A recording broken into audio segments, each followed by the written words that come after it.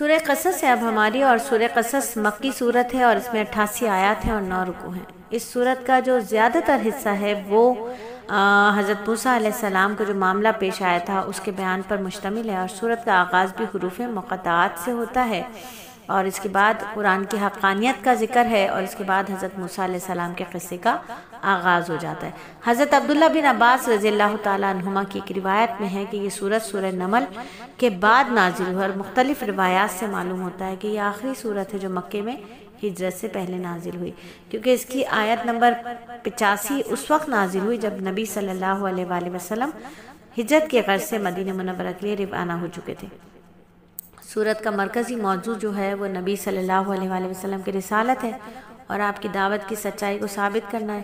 سورت کی پہلی 43 آیتوں میں 43 آیات میں حضرت موسیٰ علیہ السلام کی ابتدائی زندگی کی وہ تفصیلات اللہ نے بیان کی جو کسی صورت میں بیان نہیں ہوئی ہیں۔ اس واقعے کو تفصیل کے ساتھ بیان فرمانے کے بعد آیت نمبر 44 سے 47 تک اللہ رب العزت نے فرمایا کہ نبی صلی اللہ علیہ وآلہ وسلم کے پاس ان واقعے کو اتنی تفصیل سے معلوم کرنے کا کوئی اور ذریعہ نہیں تھا۔ اس کے باوجود جب آپ یہ واقعات بیان فرما رہے تھے تو اس سے یہ بات بالکل واضح ہو جاتی ہے کہ آپ پر اللہ تعالیٰ کی طرف سے وحی آتی ہے، اور کفار مکہ کی طرف سے آپ کی نبوت اور رسالت پر جو اعتراضات کیے گئے اس کا شافی جواب بھی صورت میں دیا گیا، اور آپ کو تسلی دی گئی کہ جو لوگ ضد پر اڑے ہوئے ہیں ان کے طرز عمل کی کوئی ذمہ داری آپ پر عائد نہیں ہوتی۔ پھر کفار مکہ جن جھوٹے خداؤں پر ایمان رکھتے تھے ان کی تردید کی گئی ہے۔ قریش کے بڑے بڑے سردار اپنے غرور پر اور دولت کے غرور کی وجہ سے آپ کی دعوت کو جو قبول کرنے سے انکار کرتے ہیں، ان کی عبرت کے لیے آیت نمبر 76 سے 82 تک قارون کا واقعہ بیان کیا گیا ہے، جو حضرت موسیٰ کے زمانے میں سب سے زیادہ دولت مند شخص تھا، لیکن اس کی دولت بھی اسے تباہی سے نہ بچا سکی، اور غرور اور ضد کے نتیجہ اس نے بھگتا۔ سورت کے آخر میں نبی صلی اللہ علیہ وآلہ وسلم سے وعدہ کیا گیا ہے کہ اگرچہ اس وقت آپ بے سر و سامانی کی حالت میں مکہ چھوڑنے پر مجبور ہو رہے ہیں، لیکن اللہ تعالیٰ آپ کو فاتح کی حیثیت سے دوبارہ مکہ مکرمہ واپس آنے کا موقع دیں گے۔ تو یہ ہے سورت کا، سورہ قصص کا مکمل تعارف۔ تو تھوڑا سا آگے بڑھتے ہیں تاکہ تھوڑا سا تفصیلی جان سکیں، حالانکہ آپ سب جانتی ہیں کہ یہ ہے مختصر خلاصہ تفسیر کا حلقہ، جہاں ہم یکم رمضان سے یکم شوال تک آپ کے ساتھ ہوتے ہیں، چاند دیکھنے سے چاند دیکھنے تک۔ اللہ رب العزت جب تک زندگی ہمیں ان الفاظ سے جوڑے رکھے، آمین ثم آمین۔ مختصر خلاصہ کر لیتے ہیں۔ سب کو معلوم ہے کوئی بھی مومن گھرانہ ایسا نہیں، کوئی مسلمان گھرانہ ایسا نہیں جہاں دو قصے بچے کو معلوم نہ ہو۔ ایک حضرت یوسف علیہ السلام کا قصہ اور ایک حضرت موسیٰ علیہ السلام کا قصہ۔ ہر مسلمان گھرانے کے ہر چھوٹے سے چھوٹے بچے کو الحمدللہ یہ قصے معلوم ہوتے ہیں۔ تو سورہ قصص میں حضرت موسیٰ علیہ السلام کا قصہ جو ہے وہ ذرا تفصیل کے ساتھ آیا ہے۔ حضرت موسیٰ علیہ السلام کے قصے کا آغاز کہاں سے ہوتا ہے؟ وہ ہوتا ہے فرعون مصر میں بہت بڑا بن بیٹھا تھا، تکبر اتنا زیادہ حد سے آگے بڑھ گیا کہ آج کا جو سامراج ہے وہ بھی اس کا تکبر ادھار لے سکتا ہے۔ مصر والوں کو اس نے مختلف گروہوں میں طبقات میں تقسیم کر رہا تھا۔ اس کا اقتدار جو تھا عوام کی منظم اجتماعی طاقت سے اس کو کوئی خطرہ نہ ہو، اس لیے اس نے الگ الگ اقتدار جو ہے وہاں پر تقسیم کر رکھا تھا۔ تو بنی اسرائیل جو مصر کی بہت بڑی اقلیت بن چکے تھے، اس کے ظلم سے طبقہ خصوصی ہدف تھے۔ پھر اللہ نے کمزوروں کو اٹھانے کے لیے زیر دستوں کو بالادست کرنے کا ارادہ کر لیا، اور انہی حالات میں حضرت موسیٰ علیہ السلام کی ولادت ہوئی۔ آپ کی والدہ بڑی پریشان ہو گئی تھی، کیونکہ وہ جانتی تھی کہ فرعون کے کارندوں کو اگر خبر ہو گئی تو وہ نومولود موسیٰ کو کبھی بھی نہیں چھوڑیں گے زندہ۔ حکیم و خبیر رب نے ان کی رہنمائی کی۔ والدہ نے انہیں صندوق میں ڈالا، اپنے رخت جگر کو اس میں لٹا کر دریا نیل کے لہروں کے حوالے کر دیا۔ پانی کے دوش پر تیرتے ہوئے صندوق جو تھا وہ فرعون کی خادماؤں کے پاس سامنے گزرا۔ انہوں نے اسے اٹھا لیا اور ان کی اہلیہ حضرت آسیہ کی گود میں ڈالا۔ فرعون اس معصوم بچے کو ذبح کرنا چاہتا تھا، لیکن رب العالمین کا فیصلہ کچھ اور تھا، اور یقیناً وہی ہوتا ہے جو رب کا فیصلہ ہوتا ہے۔ انسان کی ساری تدبیریں، ساری سازشیں، منصوبے، پروگرام دھرے کے دھرے رہ جاتے ہیں۔ حضرت آسیہ نے کچھ اس انداز سے بات کی کہ اس شخص کا دل بھی پسیج گیا جس کے سینے میں لگتا تھا کہ دل ہے ہی نہیں، پتھر کا ٹکڑا ہے۔ اور ادھر غم کی وجہ سے بچے کی والدہ کا برا حال تھا، ایک پل سکون نہیں آ رہا تھا۔ تصور میں فرعون کے ہاتھوں لگتے دیکھ رہی تھی صندوق کو، اور یہ دیکھ رہی تھی خیالوں میں، تصور میں کہ بچے کے گلے سے خون کا فوارہ اٹھ رہا ہے۔ لیکن اللہ تعالیٰ تو بڑے رحیم و کریم ہے، اللہ نے ان کے اڑتے ہوئے دل کو قرار عطا کیا اور وعدہ کیا کہ بچے کو تمہاری ہی گود میں لوٹاؤں گا۔ یہ معجزہ کیسے ظاہر ہوگا، یہ ناممکن کیسے ممکن بنے گا، یہ سوچنا تمہارا کام نہیں ہے، یہ اللہ کا کام ہے۔ پھر بھوکے بچے کو کئی دائیوں سے دودھ پلوانے کی کوشش کی گئی، لیکن کسی کا بھی دودھ پینے پر وہ راضی نہ ہوئے، اور ان کی بہن اجنبی بن کر یہ منظر چونکہ دیکھ رہی تھی تو بہن نے مشورہ دیا کہ ایک اور عورت ہے، اگر اس کا دودھ یہ پی لیں تو شاید دیکھ لیجئے۔ اور پھر واقعی ایسا ہی ہوا کہ فرعون نے اپنے خیال میں تو ایک بنی اسرائیل کی عورت کا دودھ پینے کے لیے ان کا ارینج کیا تھا، لیکن در حقیقت یہ اللہ کا فیصلہ تھا کہ بچہ جسے اپنے وقت کا سب سے بڑا ظالم اقتدار کے لیے خطرہ بننا تھا، اس کی پرورش اسی اقتدار کے زیر سائے میں ہو۔ اور اس طرح حضرت موسیٰ علیہ السلام فرعون کے محل میں پلتے رہے۔ فرعون کے بڑھاپا آنے لگا اور موسیٰ علیہ السلام کی جوانی کی حدود کا آغاز ہونے لگا۔ موسیٰ علیہ السلام کڑیل جوان بنے اور ان کے ہاتھوں غصے میں ایک کپتی کا خون ہو گیا، اور مرد وفا کے مشورے پر ایک وہاں سے مصر سے نکلے اور مدین کی راہ لی۔ یہاں نہ جان نہ پہچان نہ ٹھکارا نہ معاش، دعا کے لیے اسی کے سامنے ہاتھ کھڑے کر دیے جس نے اتنے زہریلے سانپ و آدم خور بھیڑیوں کے ہاتھوں میں ان کی پرورش کروائی تھی، اور کہا کہ اے رب، میں تیری عطا کا فقیر اور محتاج ہوں۔ آپ کی یہ دعا ایسے سمجھ لیجیے جیسے دریا میں کوزے کو بند کر دیا گیا ہو اور سب کچھ آ گیا جس کا انسان محتاج ہوتا ہے۔ سائے کا محتاج ہے تو دھوپ کا بھی محتاج ہے، بیداری کا محتاج ہے تو نیند کا بھی محتاج ہے۔ درخت کے سائے میں بیٹھے تھے کہ دو باحیا اور پردے دار بچیاں جو تھیں وہ بکریوں کو ہنکاتے ہوئے آ گئیں۔ بکریوں کو ازراہرہ احسان کنویں سے پانی کھینچ کر پلا دیا۔ بچیاں سمجھدار تھیں، اپنے والد شعیب کو بتایا کہ ایک اجنبی مسافر کی طاقت اور قوت اور امانت اور دیانت کی تعریف کی۔ انہی میں سے ایک بچی کے ذریعے والد نے بلایا، نہ صرف عزت دی، ٹھکانہ دیا، بلکہ چند شرائط کے تحت رشتے کی بھی پیشکش کر دی۔ شادی کے بعد اہلیہ کو لے کر جب مصر جا رہے تھے تو ٹھٹرتے ہوئے جنگل میں آگ بھڑکتے ہوئے دیکھی تو اہل و عیال کے لیے آگ لینے چلے۔ یعنی مرد کا کام ہے کہ وہ اپنے اہل و عیال کو آسائشیں مہیا کرے، ان کی ضروریات کو پورا کرے، یہ انبیاء کا طریقہ ہے۔ تو اہل و عیال کے لیے آگ لینے کے لیے بڑھے تو نبوت سے نواز دیے گئے۔ نبوت عطا کرنے والے نے عصا اور ید بیضا کا معجزہ دے دیا، اسی کے سامنے کلمہ حق کہنے کا حکم اللہ نے ان کو دیا۔ اللہ نے حکم دے دیا کہ جاؤ اس کے سامنے جس نے تمہیں پالا پوسا ہے، اس کے سامنے جاؤ اور کلمہ حق بلند کرو۔ وہ جو کسی کو بڑا ماننے کے لیے تیار نہیں ہے، فرعون نے نہیں ماننا تھا، نہیں مانا۔ اللہ نے اسے اٹھایا اور فوج سمیت تمام کی تمام فوج کو دریا کی موجوں میں غرق کر دیا۔ رہے نام باقی اللہ کا۔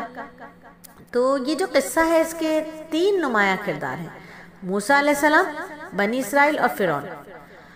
تو یہ تمام کی تمام جزیات بقیہ پورے قرآن میں ہمیں بار بار پڑھنے کو ملتی ہیں۔ اس قصے سے مجموعی طور پر بصیرتیں حاصل ہوتی ہیں، دل کی آنکھ کھلتی ہے، دل کی آنکھ کھلتی ہے، عبرت حاصل ہوتی ہے۔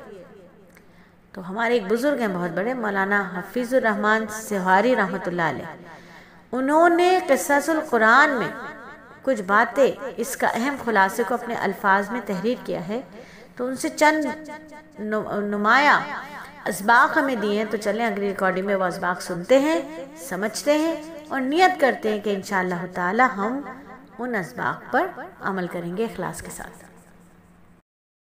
تو اس قصے سے جو ہمیں موٹی موٹی باتیں سیکھنے کو ملتی ہیں وہ یہ ہیں کہ اگر انسان مصائب اور آلام پر صبر کرے تو دنیا اور آخرت میں اس کے اچھے نتائج برآمد ہوتے ہیں۔ جو شخص اپنے معاملات کو اللہ پر بھروسہ کرتے ہوئے اللہ پر چھوڑ دے تو اللہ تعالیٰ اس کو مشکلات سے ضرور نکال دیتے ہیں اور تمام مشکلات اس کے لیے آسان کر دیتے ہیں۔ جس کا معاملہ حق کے ساتھ عشق تک پہنچ جاتا ہے اس کے لیے باطل کی بڑی سے بڑی طاقت بھی چھوٹی ہو کر رہ جاتی ہے، اور اگر بندہ حق کا پرچم لے کر پوری استقامت کے ساتھ کھڑا ہو جائے تو دشمن کے ہی گروہ میں اس کے حمایتی اللہ رب العزت پیدا فرما دیتے ہیں، اور جس کے دل میں ایمان پیوست ہو جائے وہ ایمان کی خاطر سب کچھ یہاں تک کہ نقد جان مال بھی لٹانے کو تیار ہو جاتا ہے۔ اور غلامی کا سب سے بڑا اثر یہ ہوتا ہے کہ ہمت اور عزم کی روح جو ہے وہ انسان سے اس سے محروم ہو جاتا ہے۔ اسی لیے بنی اسرائیل نے ارض مقدس میں داخل ہونے سے انکار کر دیا تھا، اور وراثت زمین سی قوم کا حق ہے جو میدان جد و جہد میں ثابت قدم رہتی ہے۔ باطل کی طاقت کتنی ہی زبردست کیوں نہ ہو، بالآخر اس کو نامرادی کا منہ دیکھنا ہی پڑتا ہے۔ اور اللہ کی عادت یہ ہے کہ جن قوموں کو ذلیل اور حقیر سمجھا جاتا ہے، ایک دن آتا ہے کہ اللہ تعالیٰ انہی کو زمین کا وارث بنا دیتا ہے۔ اور جو شخص یا جماعت جان بوجھ کر حق اور قوم قبول حق سے سرکشی کرے، اللہ اس سے قبول حق کی استعداد چھین لیتے۔ فرعون اور اس کے حواریوں کے ساتھ یہی ہوا تھا کہ وہ قبول حق نہیں کر رہے تھے، حق کو قبول ہی نہیں کر رہے تھے، تو اللہ رب العزت نے ان سے سب کچھ چھین لیا۔ اور یہ بہت بڑی گمراہی ہے کہ انسان کو حق کی اتباع کی بدولت کامیابی حاصل ہو جائے تو وہ خود ہی حق سے روگردانی شروع کر دے۔ بنی اسرائیل نے بھی یہی کچھ کیا تھا۔ اور ایک بہت ہی بڑی ضلالت یہ ہے کہ انسان حق کی اتباع کے بجائے حق کو اپنی خواہشات کے تابع کرنا شروع کر دے۔ یعنی یوم السبت میں جو شکار کی ممانعت کے باوجود اسرائیلی ہیرا بازی کر رہے تھے، کوئی حق کو قبول کرے یا نہ کرے، دین کی دعوت دینے والے داعی کا فرض ہے کہ وہ فریضہ دعوت دیتا کرتا رہے۔ بعض اہل حق سبت کی بے حرمتی سے آخر وقت تک منع کرتے رہتے کہ ہم نے اس واقعے سے ہی سیکھا ہے کہ ہمیں دین کی دعوت دیتے رہنا ہے۔ ظالم و قرآن قوم کی بدعملیوں کے نتیجے میں اس پر مسلط کر دیے جاتے ہیں۔ اپنی قوم کو انسانوں کے غلامی سے نجات دلا کر انبیاء علیہ السلام کی سنت یہی ہے کہ انسان پہ بھروسہ نہ رکھے، خالق پہ بھروسہ۔ تو حضرت موسیٰ علیہ السلام کا واقعہ جو ہے وہ ہمیں یہ تمام باتیں سکھاتا ہے۔ یہ سکھاتا ہے کہ مخلوق سے خالق کا سفر، یہ سکھاتا ہے دنیا سے آخرت کا سفر، یہ سکھاتا ہے علم سے عمل کا سفر۔ یہ ہے دعوت و تبلیغ کا راستہ، یہی موسیٰ علیہ السلام کا راستہ، یہی تمام انبیاء کی دعوت کا راستہ، اور یہی امت مسلمہ کی، امت محمدیہ کی یہی تقلید، یہی انبیاء کا راستہ جو امت مسلمہ اسی راستے پر چل رہی ہے، امت محمدیہ اسی راستے پر چلتی ہے۔ اور جو بھی اس راستے پر چلے گا وہ دارین میں کامیابی حاصل کرے گا۔ یہ قرآن کا پیغام ہے۔ پھر اسی صورت میں اہل کتاب میں سے ایمان لانے والوں کی تعریف کی گئی اور مشرکین کی جہالت اور حماقتوں کا ذکر بھی ہے۔ آیت نمبر 57 میں دنیا فانی کے مال و متاع سے دھوکہ کھانے سے بچنے کی تلقین کی گئی۔ 60 اور 61 میں اور قیامت کے منظر میں سے بعض مناظر کی منظر کشی کی گئی۔ 62 سے 66 تک اللہ تعالیٰ کی تخلیق اور اختیار کا بیان ہے۔ 68 میں اور مضامین کے بعد فرعون جیسے ایک دوسرے متکبر شخص، سرکش انسان کا تذکرہ ہے، اس کا نام ہے قارون۔ خاندانی اعتبار سے موسیٰ علیہ السلام کا قرابت دار تھا۔ اکثر علماء نے اسے آپ کا چچا زاد قرار دیا۔ ایک اپنے وقت کا ہی نہیں بلکہ آج کے بین الاقوامی سرمایہ داروں میں بھی سب سے بڑا سرمایہ دار تھا۔ اس کے خزانے نہیں، خزانے کی چابیاں اٹھانے کے لیے طاقتور مردوں کی ایک بڑی جماعت کی ضرورت پیش آتی تھی۔ دولت کی بہتات نے اسے کیا کیا؟ خود سر بنا دیا، مغرور بنا دیا۔ حضرت موسیٰ علیہ السلام نے اسے سمجھایا کہ مال و دولت پر مت اتراؤ، اللہ اترانے والوں کو پسند نہیں کرتا۔ اللہ نے جو کچھ دیا اسے اللہ کی رضا حاصل کرنے کے لیے خرچ کرو۔ جیسے اللہ نے تمہارے اوپر احسان کیا، اسی طرح تم بھی اللہ کے بندوں کے ساتھ احسان کرو۔ نہ کسی پر ظلم کرو، نہ ہی روپیہ پیسہ ناجائز مصارف میں خرچ کرو۔ لیکن یہ ساری فہمائش اس کے سر سے گزر گئی اور اس نے وہی جواب دیا جو ہر احمق، مغرور اور سرمایہ دار دیا کرتا ہے، کہ اس نے کہا مجھے یہ مال میری دانش کے زور پر ملا ہے۔ اور یہی بات سورہ کہف میں 2 باغ والے قصے میں ہمیں سننے کو ملتی ہے۔ جب دنیا میں ڈوبے ہوئے لوگ، حب دنیا میں ڈوبے ہوئے لوگ، محبت میں، دنیا کی محبت میں ڈوبے ہوئے لوگ جب قارون کی شان و شوکت دیکھتے تھے تو ان کے منہ میں پانی آ جاتا تھا، وہ اسی جیسا بننے کی تمنا کرتے تھے۔ لیکن پھر یوں ہوا کہ اللہ تعالیٰ نے اسے اس کے گھر سمیت زمین میں دھسا دیا۔ عذاب الہی کی زندہ گرفت نے دنیا پرستوں سے اس کی آنکھیں کھول دی، اور انہوں نے اعتراف کیا کہ اگر اللہ ہم پر احسان نہ کرتا تو ہمیں بھی اللہ تعالیٰ اس میں دھسا دیتا۔ قارون کے واقعے کے اختتام پر قرآن نصیحت کرتا ہے کہ جو ہر مسلمان کو اپنے پلے میں باندھ لینی چاہیے کہ آخرت کا گھر ہم نے ان لوگوں کے لیے تیار کر رکھا ہے جو ملک میں بڑا بننے اور فساد کا ارادہ نہیں رکھتے، اور انجام تو پرہیزگاروں کا ہی ہوگا۔ اور آج ہم دیکھتے ہیں کہ آج بڑا بننے کی بیماری عوام میں نہیں بلکہ خواص میں بھی بہت عام ہو چکی ہے۔ جو لوگ اس بیماری میں مبتلا ہیں انہیں یہ آیت ہر وقت سامنے رکھنی چاہیے۔ سورت کی آخری آیت میں کہ اللہ کے سوا ہر چیز فنا ہونے والی ہے، اسی کا حکم ہے اور اسی کی طرف تم لوٹ کر جاؤ گے۔ فرعون جیسے بادشاہ، قارون جیسے سرمایہ داروں کا انجام اس دعوے کی دلیل ہے کہ اللہ کے سوا ہر چیز فنا ہونے والی ہے۔ کتنے بڑے بڑے بادشاہوں کے بادشاہ آئے لیکن اللہ کی بادشاہت کے آگے کسی کی بادشاہت نہیں۔ کتنے بڑے طاقتور آئے، اللہ کی طاقت کے آگے کسی کی طاقت نہیں، کیونکہ ہر چیز فنا ہونے والی ہے سوائے اللہ کی ذات کے۔ الحمدللہ یہاں آ کر سورہ قصص مکمل ہوتی ہے، اور اب ہماری سورت ہے سورہ عنکبوت۔ اب جو ہماری صورت ہے وہ ہے سورہ عنکبوت، اور یہ مکی صورت ہے اور اس میں 69 آیات ہیں اور 7 رکوع ہیں۔ اس صورت کے مضامین بھی دوسری مکی صورتوں جیسے ہی ہیں۔ اس صورت کا موضوع جو ہے وہ سنت ابتلا ہے، یعنی اس زندگی میں ابتلائیں آئیں گی، مصیبتیں آئیں گی، آزمائشیں ضرور آتی ہیں۔ مکی زندگی میں مسلمانوں کو طرح طرح کے مصائب کا سامنا تھا، اتنی زیادہ پریشانیاں تھیں، ایسے پریشانیوں کے بادل تھے جو برستے تھے اور بقضائے بشریت بعض لوگ گھبرا اٹھتے تھے۔ انہیں سمجھانے کے لیے فرمایا گیا کہ ایمان والوں کو آزمانا اللہ تعالیٰ کی پرانی سنت ہے، دستور ہے، تاکہ سچے اور جھوٹے مومن اور منافق میں امتیاز ہو جائے۔ تو صاحب ایمان جو ہوتے ہیں بڑے بڑے حوادث کے سامنے استقامت دکھاتے ہیں، جبکہ زبانی کلامی ایمان رکھنے والے، زبانی کلامی دعوے کرنے والوں کے قدم جو ہیں وہ ڈگمگا جاتے ہیں۔ تو یہ صورت مکہ مکرمہ کے اس دور میں نازل ہوئی تھی جب مسلمانوں کو ان کے دشمنوں کے ہاتھوں طرح طرح کی مصیبتیں اٹھانی پڑتی تھی۔ بعض مسلمان ان تکلیفوں کی شدت سے بعض اوقات پریشان ہو جاتے تھے، ان کی ہمت ٹوٹنے لگتی تھی۔ اس صورت میں اللہ تعالیٰ نے مسلمانوں کو بڑی قیمتی ہدایت دی۔ اول تو صورت کے بالکل شروع میں فرمایا کہ اللہ تعالیٰ نے مومنوں کے لیے جو جنت تیار کر رکھی ہے وہ اتنی سستی نہیں ہے کہ کسی تکلیف کے بغیر حاصل ہو جائے۔ ایمان لانے کے بعد انسان کو مختلف آزمائشوں سے گزرنا ہی پڑتا ہے۔ دوسری یہ تسلی بھی دی گئی کہ یہ ساری تکلیفیں، یہ تمام چیزیں جو ہیں وہ عارضی ہیں، اور آخرکار ایک وقت آنے والا ہے جب ظالموں کو ظلم کرنے کی طاقت نہیں رہے گی اور غلبہ اسلام اور مسلمانوں کو ہی حاصل ہوگا۔ اور اسی پس منظر میں اللہ تعالیٰ نے اس صورت میں پچھلے کئی انبیاء کرام کے واقعات سنائے، جن میں سے ہر واقعے میں یہی ہوا کہ شروع میں ایمان لانے والوں کی مشکلات کا سامنا کرنا پڑا اور آخر میں اللہ تعالیٰ نے ظالموں کو برباد کر دیا، مظلوم مومنوں کو فتح عطا فرمایا۔ مکی زندگی کے اسی زمانے میں کئی واقعات پیش آئے۔ اول اولاد مسلمان ہو گئی، والدین کفر پر بضد ہیں، والدین مسلمان ہو گئے، اولاد کفر پر بضد ہے۔ تو ان کا کہنا ہے کہ والدین ہونے کی وجہ سے ان کے اولاد کو دین و مذہب کے معاملے میں ان کی فرمانبرداری کرنی چاہیے۔ اس صورت کی آیت نمبر 8 میں اللہ تعالیٰ نے اس سلسلے میں ایک برحق اصول بیان کر دیا کہ والدین کے ساتھ اچھا برتاؤ انسان کا فرض ہے، لیکن اگر وہ کفر یا اللہ تعالیٰ کی نافرمانی کا حکم دے تو ان کی جائز نہیں ہے اطاعت کرنا۔ جن مسلمانوں کے لیے مکہ مکرمہ کے کافروں کا ظلم و ستم ناقابل برداشت ہو رہا تھا، ان کو اس صورت میں نہ صرف اجازت دی گئی بلکہ ترغیب دی گئی کہ وہ مکہ مکرمہ سے ہجرت کر کے ایسی جگہ چلے جائیں جہاں وہ اطمینان کے ساتھ اپنے دین پر عمل کر سکیں۔ تو بعض کافر لوگ مسلمانوں پر زور دیتے تھے کہ دین اسلام کو چھوڑ دیں، اور اس کے نتیجے میں تم پر اللہ تعالیٰ کی طرف سے کوئی سزا آئی تو وہ ہم بھگت لیں گے۔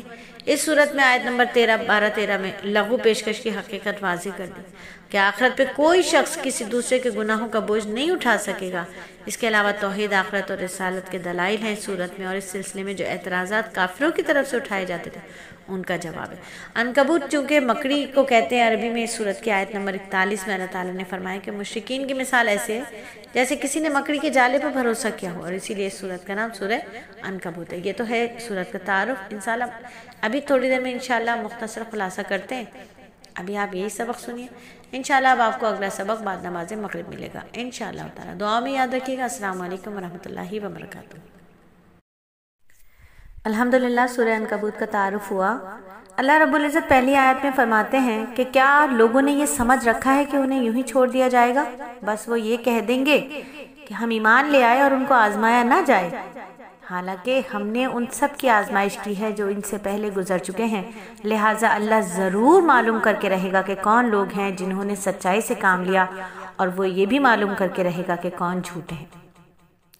تو اللہ تعالیٰ کو تو سب کچھ ہی معلوم ہے، کون فرما بردار ہوگا، کون نافرمان ہوگا، لیکن اللہ تعالیٰ اس ازلی علم کی بنیاد پر جزا اور سزا کا فیصلہ کرنے کے بجائے لوگوں پر حجت تمام کر کے انہیں موقع دیتا ہے کہ وہ اپنے اختیار سے ہدایت یا گمراہی کا راستہ خود چنیں۔ اور یہاں بھی دیکھنا مراد یہ ہے کہ کس نے عملاً سچائی کا راستہ اختیار کیا ہے۔ تو اللہ رب العزت نے ہم سب کو اختیارات دیے ہیں، راستے بھی دکھائے ہیں۔ ہدایت کا راستہ چاہتے ہو ہدایت کا راستے پہ چل پڑو، گمراہی کا راستہ چاہتے ہو گمراہی کا راستہ لے لو۔ گناہ اور سزا اور جزا دونوں کا اللہ رب العزت نے ہمیں علم عطا فرمایا۔ اب ہماری مرضی ہے، ہماری مرضی پر چھوڑ دیا کہ اب جو کرنا ہے سو کرو۔ اللہ آزماتے ہیں، ایمان والوں پر آزمائش آتی ہی آتی ہے۔ تو حوادث میں قدم ڈگمگا جائے، پریشانیاں آئیں اور انسان کا قدم ڈگمگا جائے، گھبرا اٹھے وہ، تو اللہ نے انہیں سمجھانے کے لیے فرما دیا ہے کہ ایمان والوں کو آزمانا اللہ کی پرانی سنت ہے، دستور ہے، تاکہ سچے جھوٹے کھرے کھوٹے مومن منافق سب میں فرق آ جائے۔ جو صاحب ایمان ہوتے ہیں وہ ان کے حالات جیسے بھی آئیں ان کا قدم نہیں ڈگمگاتے، استقامت دکھاتے، جبکہ جن کا اس زبانی کلامی ایمان ہوتا ہے وہ اپنے دعووں میں ڈگمگا جاتے ہیں۔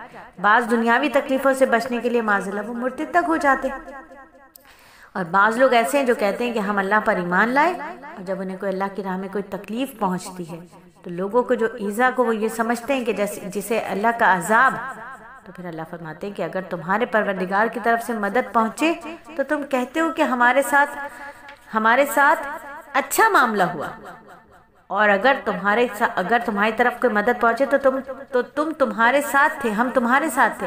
تو کیا اللہ نہیں جانتا کہ جو کچھ اہل علم کے سینوں میں ہے؟ کیا اللہ نہیں جانتا کہ جو کچھ اہل علم کے سینوں میں ہے؟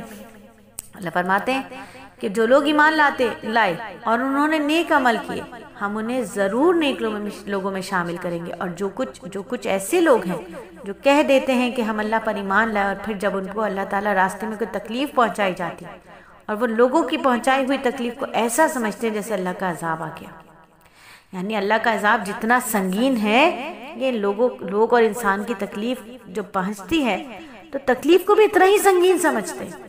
دیکھیں اللہ کا عذاب نہیں ہوتا، یہ آزمائش ہوتی ہے، اور اس کی وجہ سے وہ کیا کرتے ہیں، وہ کفار کی بات مان لیتے ہیں اور واپس کفر کی طرف چلے جاتے ہیں۔ یہ بات منافقت کے طور پر مسلمانوں سے چھپاتے ہیں، یعنی وہ منافق ہو جاتے ہیں، کافر ہو جاتے ہیں، اور منافقت کے طور پر لوگوں سے چھپاتے ہیں کہ نہیں ہم تو منافق نہیں ہوئے، ہم تو مسلمان ہی ہیں۔ در حقیقت ایسے لوگ جو اللہ کی طرف سے آزمائش آئے اور لوگوں کے کہنے پر اپنے ایمان سے مرتد ہو جائیں، وہ تو کافر ہی ہیں۔ تو ایمان والوں میں سب سے زیادہ سخت آزمائش جو ہے وہ اللہ کے انبیاء پر آئی ہے۔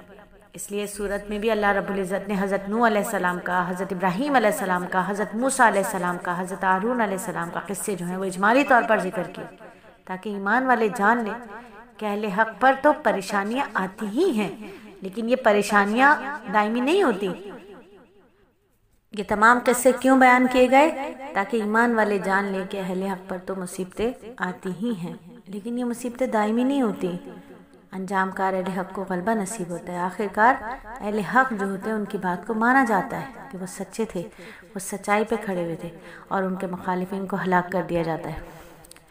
سورت کے اختتام پر اللہ رب العزت نے مشرکین کے بتوں کو عنکبوت سے تشبیہ دی۔ عنکبوت مکڑی کے جالے سے تشبیہ دی ہے، ایسا جالا جو حد سے زیادہ کمزور ہے، ایسا گھر جو حد سے زیادہ کمزور ہے، یہ نہ سردی سے بچا سکتا، نہ گرمی سے بچا سکتا، نہ ہی یہ تیز ہواؤں کا مقابلہ کر سکتا ہے۔